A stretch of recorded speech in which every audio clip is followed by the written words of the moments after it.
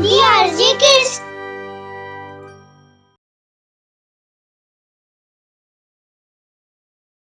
कहानी जादुई कोट।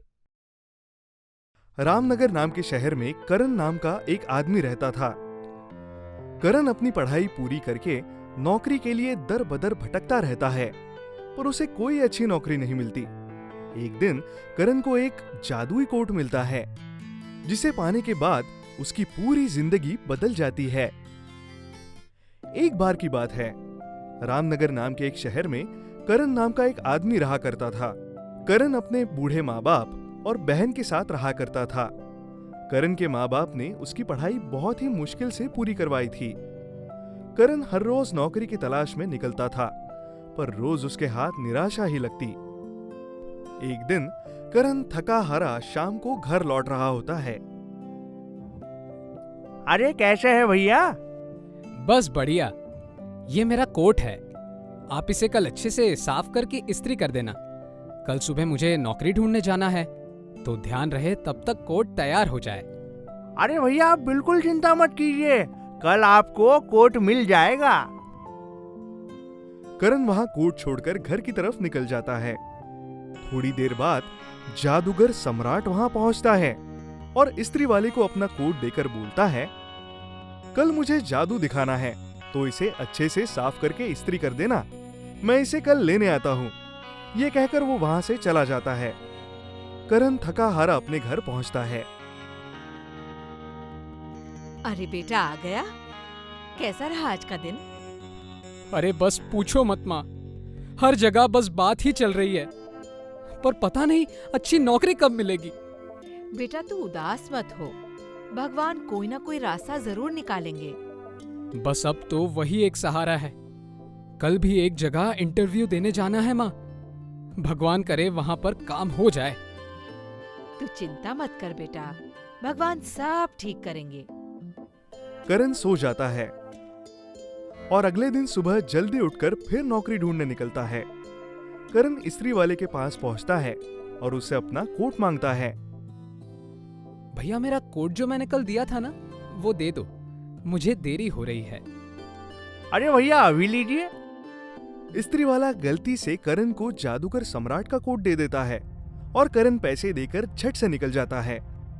करण ऑटो वाले को पैसे देने के लिए जैसे ही पॉकेट में हाथ डालता है, उसे याद आता है कि वो अपना बटुआ घर भूल गया है और वो सोचता है कि काश उसने बटुआ रख लिया होता, और एकदम से उसकी जेब भरी हो जाती है और जैसे ही वो उसमें हाथ डालता है, उसमें से उसका बटुआ निकलता है और वो चौंक जाता है। अरे ये कैसे हुआ? मैं तो बटुआ घर भूल आया था। वो ऑटो वाले को पैसे देता है और आगे निकल जाता है। करण फिर पूरा दिन नौकरी ढूंढने के बाद हर बार की तरह निराश होकर घर लौट रहा होता है और उसे रास्ते में एक बहुत अच्छी साड़ी की दुकान दिखती है और वो सोचता है, काश मेरे पास खूब सारे पैसे होते तो मैं माँ को साड़ी तोहफे में दे पाता, पर मेरे पास तो कोई अच्छी नौकरी भी नहीं है। जैसे ही वो ये सोचता है, उसकी पॉकेट में फिर कुछ हलचल होती है और उसके बटुए में खूब सारे पैसे आ जाते हैं। वो फिर से चौंक जाता है, पर इस बार उसे समझ आता है कि ये कोट की वजह से हो रहा है। वो जाकर दुकान से माँ के लिए साड़ियाँ खरीदता है और घर जाकर माँ को देता है। माँ साड़ियाँ देखकर बहुत खुश होती है और उससे कहती है, अरे बेटा ये तो बहुत ही सुंदर साड़ियाँ हैं। ये तू कहाँ से लाया? तेरी नौकरी लग गई क्या? नहीं माँ, मेरी नौकरी तो नहीं लगी है, पर अब ये समझो कि हमारी लॉटरी लगी है। अब मैं नौकरी नहीं, बड़ा व्यापार करूंगा। अरे वाह बेटा, पर व्यापार शुरू करने में तो काफी पैसे लगते हैं। तेरे पास इतने पैसे कहाँ से आएंगे? अरे माँ बस ये समझो कि लॉटरी लग गई है, पैसे आएंगे नहीं, आ गए। माँ पूछती है, पर वो कैसे? माँ ये जो कोट मैंने पहना हुआ है ना, ये जादुई कोट है और इसे पहनकर जो भी चाहे मांगो वो पूरा हो जाता है। अरे ऐसा भी भला होता है क्या? मुझे पागल मत बना। इतने में करण माँ से ये बोलता है, माँ मैं तुझे अभी दिखाता हूँ। करण सोचता है कि अगर वो अपनी माँ को गहने दे पाता तो कितना अच्छा होता। जैसे ही वो ये सोचता है, उसकी जेब में ढेर सारे गहने आ जाते हैं और वो हाथ डालकर उन्हें निकालता है और माँ को दिखाता है। माँ गहनों को देखकर बहुत खुश होती है और करण से कहती है, बेटा, ये कोट तो सचमुच जादुई है, पर ध्यान रखना कि किसी को पता न चले कि तुम्हारे पास ऐसी जादुई चीज है, वरना बुरा हो सकता है। ठीक है माँ, मैं ध्यान रखूंगा। अगले दिन करण कोट पहनता है और सोचता है कि उसके पास ढेर सारे पैसे आ जाए, जिससे वो अपना व्यापार शुरू कर सके और बहुत से लोगों को भी नौकरी दे सके। और उसकी पॉकेट में बहुत सारे पैसे आ जाते हैं। करण अपनी खुद की एक दुकान खोल लेता है। करण की दुकान चलने लगती है और उस पर खूब सारे ग्राहक आने लगते हैं। जैसे ही करण का काम अच्छा चलने लगता है, बाकी सब दुकानदार सोचने लगते हैं कि करण के पास इतने पैसे आए कैसे, और वो उससे चलने लगते हैं।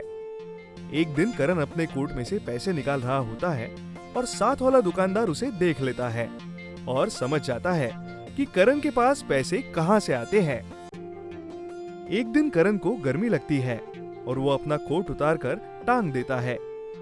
जैसे ही वो ऐसा करता है, साथ वाला दुकानदार उसे चुराकर पहन लेता है।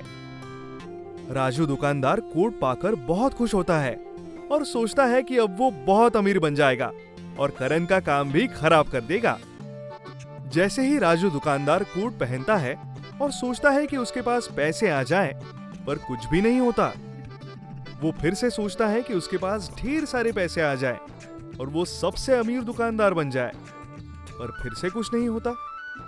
राजू गुस्से में कोट को वापस करण की दुकान में जाकर छोड़ आता है। कुछ दिन बाद जादूगर अपना कोट ढूंढता हुआ करण की दुकान पर आता है। भाई साहब, लगता है मेरा एक कोट गलती से आपके पास आ गया है। क्या आप मुझे वो लौटा देंगे? करण समझ जाता है कि वो उसी चमत्कारी कोट की बात कर रहा है। करण जादूगर से कहता है, जी, मेरे पास आपका कोट आ गया था, पर अब आप इसे ले जा सकते हैं। मैं जानता हूँ, तभी तो इसे लेने आया हूँ। मैंने इसे जानबूझकर ही इस्त्री की दुकान पर छोड़ा था। ये सिर्फ उन्हीं की ख्वाहिश पूरी करता है जो सच्चे दिल से मांगे, वरना नहीं। तुम्हारे अलावा भी कई लोगों ने इससे बहुत कुछ मांगा, पर उन्हें नहीं मिला। ये बस उन्हीं की ख्वाहिश पूरी करता है जिन्हें सच में इसकी जरूरत हो। तुम्हारी इच्छा इसलिए पूरी हुई क्योंकि तुमने मेहनत की। अब मैं इसे लेने आया हूँ ताकि ये और लोगों की भी इच्छाएं पूरी कर सके। आप इसे ले जा सकते हैं, अब मुझे इसका कोई काम नहीं है। जादूगर अपना कोट लेकर वहां से गायब हो जाता है और करण खूब पैसे कमाकर बहुत बड़ा व्यापारी बन जाता है।